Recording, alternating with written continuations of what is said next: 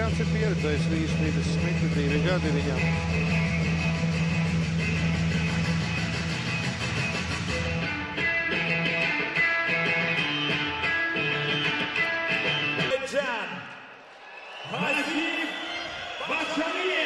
Lūk, Azerbaidžānas pārstāvis, par kur tikko Elvis stāstīja.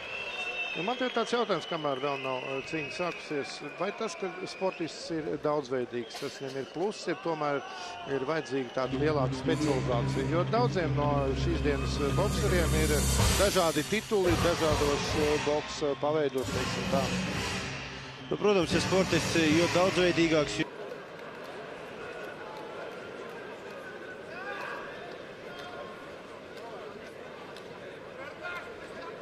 Atkal ringa tiesnesis ir Valērijas Zaharovs. Nu, tas nav brīnums, ka tik bieži galvenie ringa tiesneši šodien ir 3 pieteikti.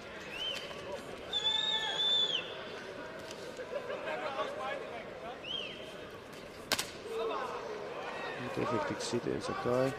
Sacamies lokiks no latviešu puses.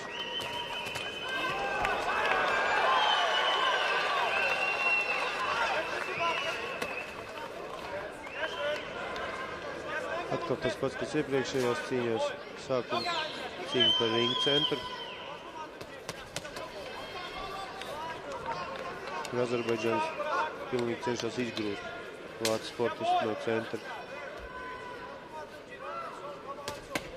Tas tiek darīts, lai iekarot teritoriju un lai pārtvert iniciatīvu.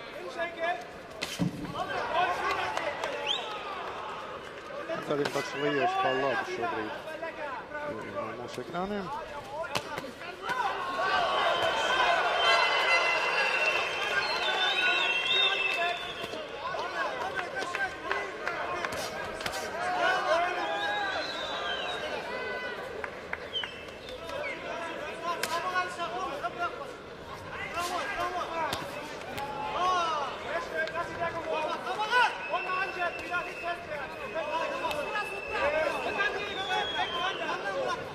Redzam, diezgan veiksmīgi kustās vācu sportists, izvairās no Azerbaidžāņu sitieniem. Kaut gan nevarētu teikt, ka iniciatīva pieder kādam no sportistiem šobrīd.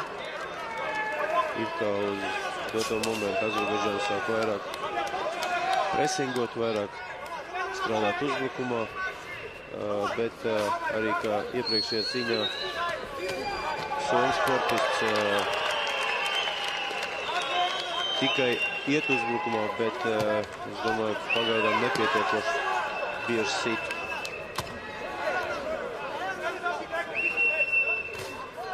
Spēcīgs sitiens ar kreiso roku, pēc rokām Azerbaidžāns trāk.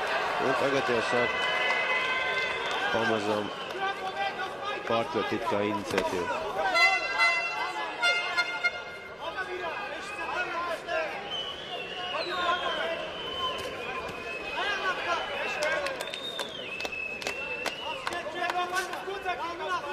Es domāju, ka vācu sportistam vajadzētu būt šobrīd nedaudz aktīvākam, ja viņš censties neatdot to iniciatīvu tik spēcīgi Azerbaidžānas sportistam.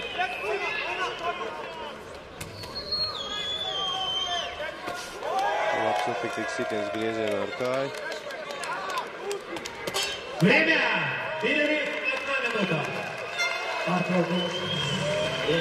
Pirmais rauns galā, otro raundu pusi. Pēc manām domām uzvarēja Azerbaidžānas sportists un varētu būt, ka tieši tāpēc arī uzvarējis pirmajā raundā.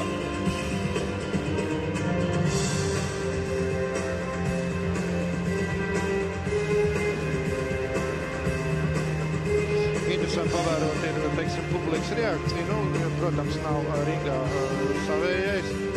Tad publikas simpātijas šķiet ir tam, kurš ir veiksmīgāks un arī interesantāk cīnās ringā. Pirmajā raundā tiešām Bakšalīvam bija neliels pārsvars, ņemot varbūt šī gadījumā, bet centās Florians Agūnādē.